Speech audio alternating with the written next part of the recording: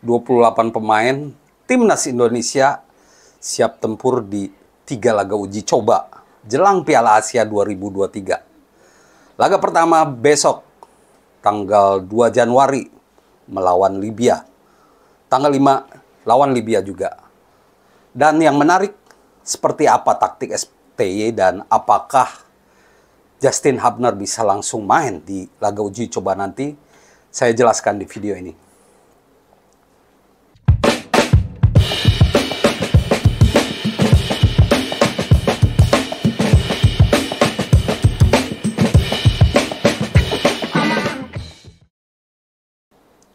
Halo teman-teman semua, jumpa lagi dengan saya Depri Saipullah. Sebelumnya saya akan mengucapkan selamat tahun baru. Semoga makin sukses di tahun baru ini, termasuk juga Timnas Indonesia ya. Karena tahun ini adalah tahun penuh kompetisi yang menentukan bagi arah sepak bola kita. Gengsi sepak bola kita, Timnas Indonesia di ajang internasional. Sebelum melangkah jauh ke event Piala Asia 2023, kita harus melihat dulu bagaimana peluang Timnas Indonesia melawan Libya dan Iran di 3 kali uji coba.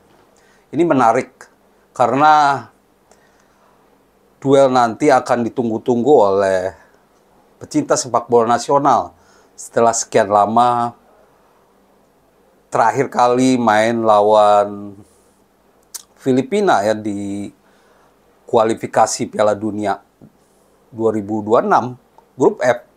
Sekarang Timnas Indonesia beraksi lagi. Netizen, saya juga akan menunggu laga ini. Timnas Indonesia sudah melakoni latihan fisik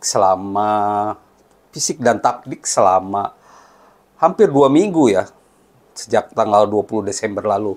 Dan seperti apa hasilnya itu akan terlihat di laga uji coba nanti. 28 pemain sudah disiapkan, tapi ada 3 pemain yang baru hadir hari ini, 1 Januari 2024, yaitu Elkan Bagot, Justin Hubner, dan Sandy Walsh. Kita tunggu apakah ketiganya akan langsung main atau tidak, karena staf pelatih tentu akan melihat kondisi fisik mereka dulu ya. Dan apakah memungkinkan langsung main tanpa harus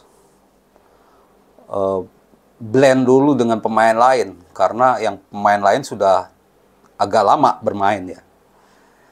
Dan yang akan saya soroti di video ini yaitu taktik Sintayong.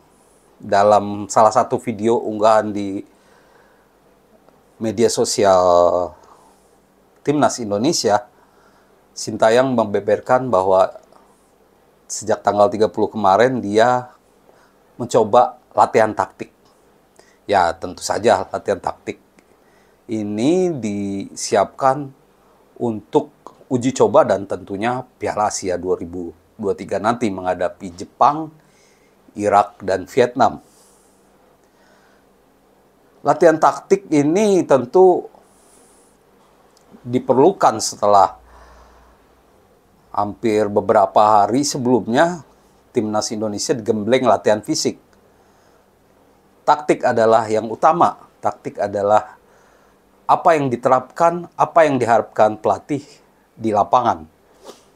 Nah, di video lansiran akun media sosial Timnas Indonesia, Sintayong bilang dia mencoba melatih Timnas Indonesia meruntuhkan lawan di ruang kecil dengan passing akurat. Nah, ini yang akan saya coba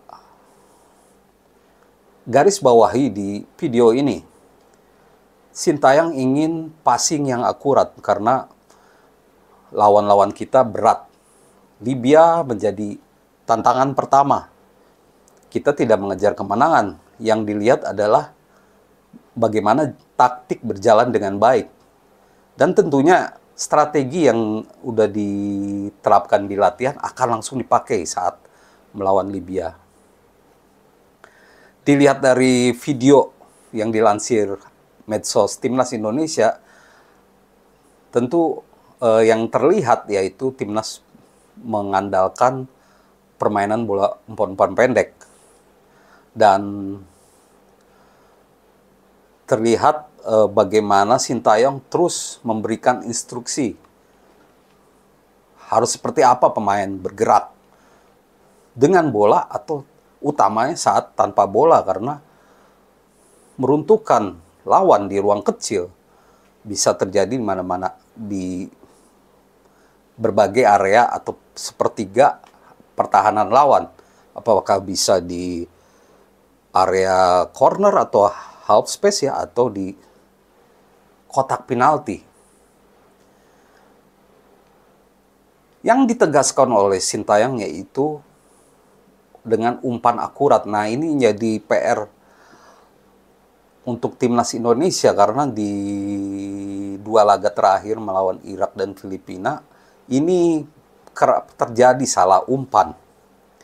Semoga setelah latihan hampir 2 minggu di Turki, salah umpan ini bisa sedikit diperbaiki. Dan saya berharapkan ada permainan yang berbeda karena kehadiran 2 tenaga baru yang tidak main di 2 laga kualifikasi melawan Irak dan Filipina sebelumnya, yaitu Marcelino dan Ivar Jenner. Diharapkan kehadiran 2 pemain tengah ini akan memuluskan rencana STY untuk menerapkan strategi umpan-umpan pendek dan meruntuhkan lawan di ruang kecil.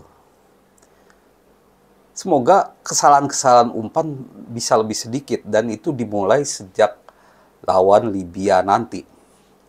Formasi apa yang akan digunakan Sintayong? Dengan strategi yang dipakai sekarang, 5-3-2, 4-2-3-1, 4-4-2 bisa dipakai. Sintayong kini tampil lebih komplit dengan ada Marcelino dan Ivar Jenner.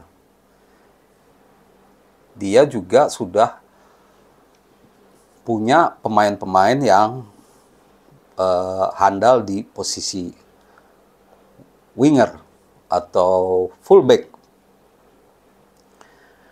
Yang menarik untuk ditunggu yaitu bagaimana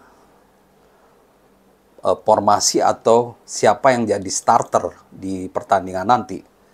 Kalau menurut saya 5-3-2 akan coba dipakai oleh Sintayong untuk laga melawan Libya.